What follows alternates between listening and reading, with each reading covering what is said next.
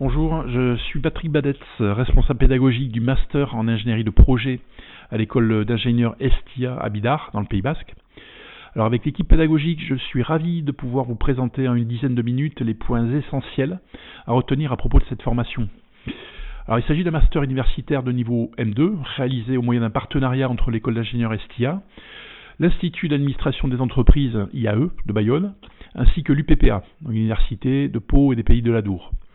La formation se fait en alternance de septembre à juin. Les cours sont organisés et dispensés à l'Estia, à raison d'environ une semaine par mois. Le reste du temps doit être consacré à des missions de projet et de management en entreprise.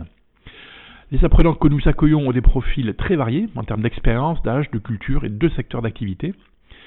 Les élèves qui nous rejoignent, ils ont pour point commun le besoin de progresser et de se sentir serein lorsqu'on leur confie des projets. Alors souvent dans des contextes difficiles, incertains, très mouvants, tels que nous les observons dans cette période contemporaine. Alors pour atteindre cette sérénité, notre pédagogie repose sur un principe où l'apprenant est acteur de son apprentissage.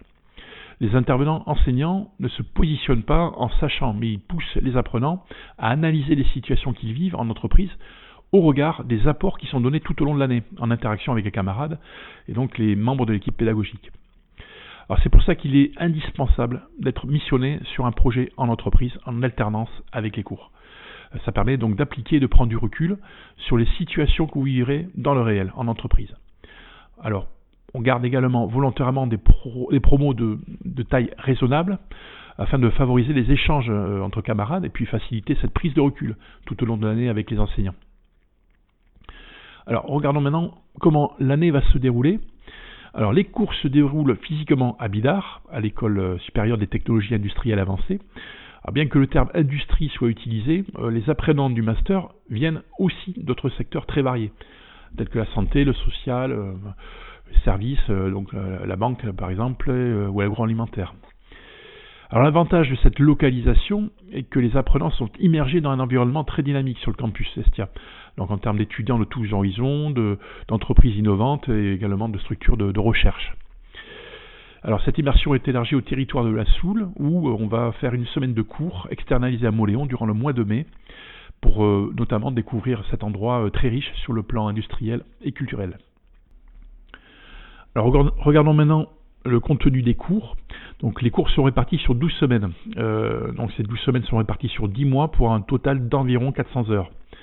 Alors avant de voir le contenu des cours, en préambule, pour bien comprendre nos choix pédagogiques, tant sur les matières enseignantes que sur le positionnement dans l'année, il faut qu'on ait en tête l'état d'esprit de ce master. Alors certes, vous aurez des apports sur les démarches et les outils en management, gestion de projet, mais surtout, on va vous pousser à adapter ces outils au contexte, aux situations que vous rencontrerez en entreprise. Le deuxième point, c'est qu'il est important aussi, certes, que votre projet d'application atteigne, on va dire, les résultats visés au départ, mais on va surtout attacher une plus grande importance à votre capacité à prendre du recul durant votre conduite de projet. Voilà, notre état d'esprit repose ainsi sur l'approche systémique.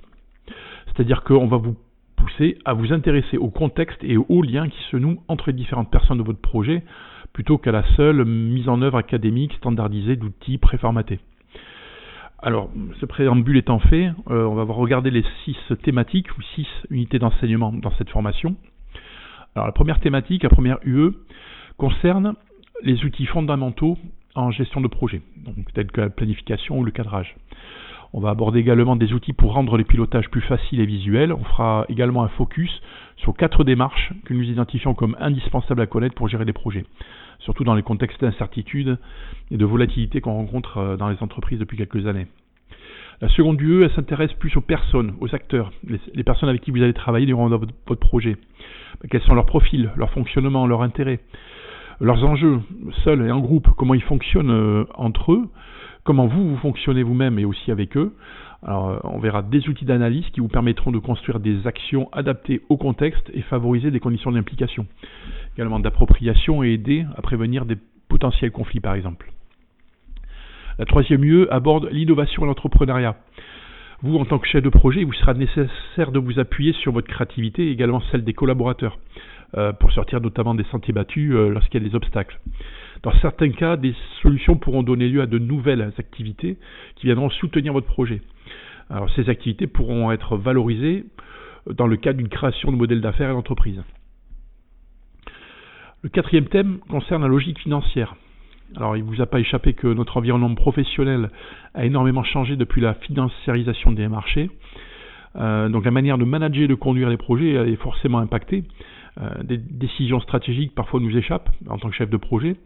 Et c'est pour ça qu'il est indispensable de bien comprendre le fonctionnement de cette logique financière pour pouvoir mieux comprendre, appréhender la complexité qui se joue. La cinquième thématique concerne la communication autour du projet. Alors derrière cette notion large et rebattue se cachent des éléments indispensables pour la bonne conduite du projet. Alors, par exemple, la conception d'un plan de communication, la posture à tenir tant par oral que par écrit. Et enfin, la dernière thématique cherche à vous donner des outils pour mieux appréhender la dimension complexe des projets que vous allez rencontrer. Alors on va s'appuyer sur des concepts d'Edgar Morin et on va vous pousser également à analyser les situations projets que vous vivez, les analyser au crible selon le point de vue proposé par ce scientifique Edgar Morin et qui vous permettra de prendre de la hauteur et d'adapter au mieux les décisions sur votre projet. Alors en marge des enseignements présentés et regroupés sous forme de thématiques du vœu, nous prendrons du temps chaque semaine à l'Estia pour faire le point sur deux éléments qui vont structurer cette année de master. Alors d'abord le projet d'application. Alors, comme dit précédemment, il est indispensable que vous soyez positionné sur le projet en entreprise tout au long de l'année, à partir duquel on pourra échanger durant les cours. On va consacrer une demi-journée à chaque session que vous viendrez à l'Estia, une demi-journée pour suivre l'avancement de votre projet, en transparence bien sûr avec vos camarades. Le second élément concerne le mémoire professionnel. Alors, il s'agit d'un exercice demandé par tous les Master 2. On y consacrera également une demi-journée par semaine pour vous accompagner dans la réalisation de ce mémoire. Alors, on va faire un petit focus sur cet exercice. Donc, le mémoire professionnel, tel qu'on vous demandera, devra mobiliser une démarche et des méthodologies de recherche.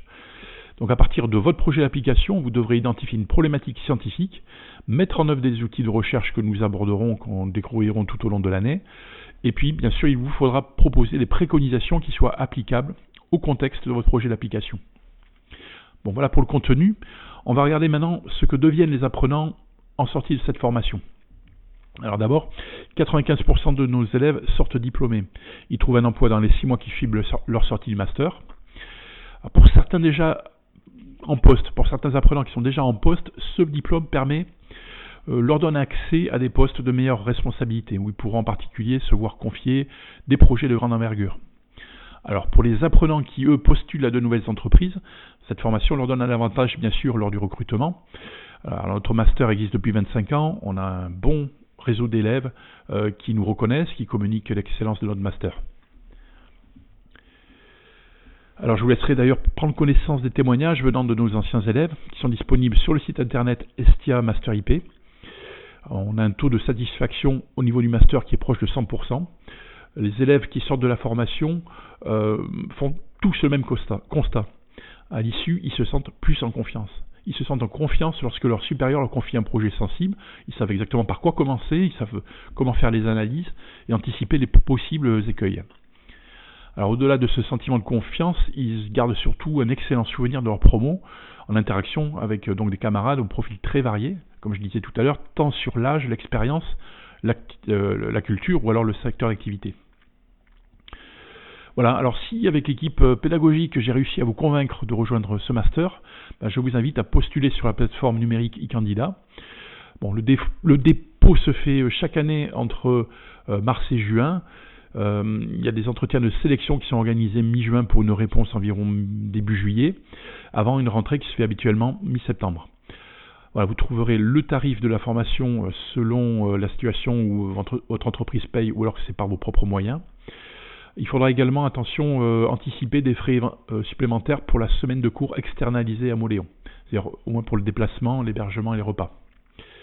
Voilà, je vous laisse ici des liens pour trouver les informations complémentaires sur les sites de l'Estia et de l'IAE UPPA. Merci à vous.